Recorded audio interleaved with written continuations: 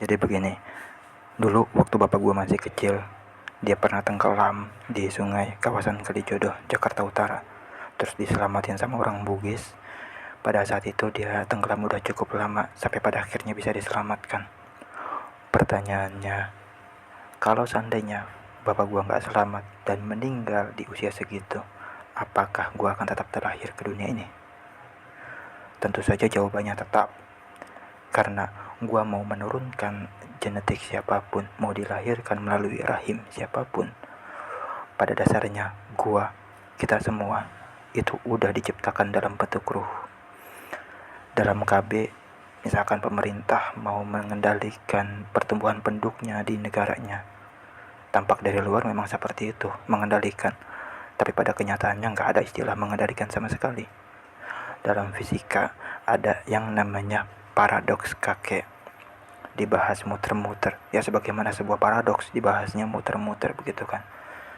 Itu sangat disayangkan. Kami yang awam masih wajar, belum tahu apa-apa, tapi kalian yang expert terlalu menelan mentah-mentah setiap konsep-konsep teori-teori yang ada di dalam fisika modern. Kita di era sekarang itu terlalu jadi seperti tukang konfirmasi. Kita mengkonfirmasi bahwa di Al-Quran sudah dicatat 1400 tahun yang lalu, sedangkan ilmuwan modern baru menemukannya sekarang. Untuk hal-hal yang teknis, ya memang itu benar, bisa dibuktikan, bisa dilihat. Tapi yang bersifat teoritis ini yang berbahaya. Yang bersifat teoritis ini yang banyak dibahas bahkan oleh para pemikir muslim di era sekarang. Itu semuanya menelan mentah-mentah sebagaimana dalam teori aslinya. Mereka membentuk konsep-konsep pemikiran mereka itu berdasarkan kepercayaan mereka.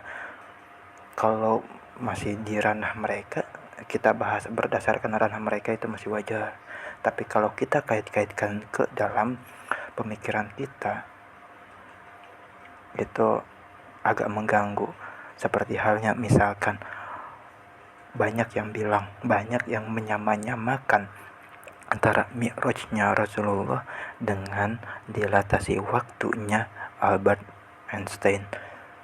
Kalau kita mau melihat jauh lebih dalam lagi, pemahaman atau konsep waktu yang dijelaskan di dalam mi'rajnya Rasulullah itu bukannya lagi beda, bukannya sedikit berbeda, tapi sama sekali berbanding terbalik dengan yang dijelaskan dalam dilatasi waktu. Kalau kita mau memikirkan jauh lebih dalam lagi, nah sekarang kita cuma jadi tukang konfirmasi. Bahkan yang expert pun juga malas mikir dalam artian mengungkapkan atau menggambarkan gagasan sendiri, cuma mempelajari yang sudah ada, cuma mempelajari yang dijelaskan oleh para yang ditemukan di dalam fisika modern pada saat ini. Dalam sains itu kan kita sama-sama tahu, sains masih membuka diri bahwa masih banyak kemungkinan salah di dalamnya, tapi kok kita bisa-bisanya mengkonfirmasi bahwa di Al-Quran sudah dijelaskan begini dan menyamakannya seakan-akan 100% sama. Itu sangat disayangkan.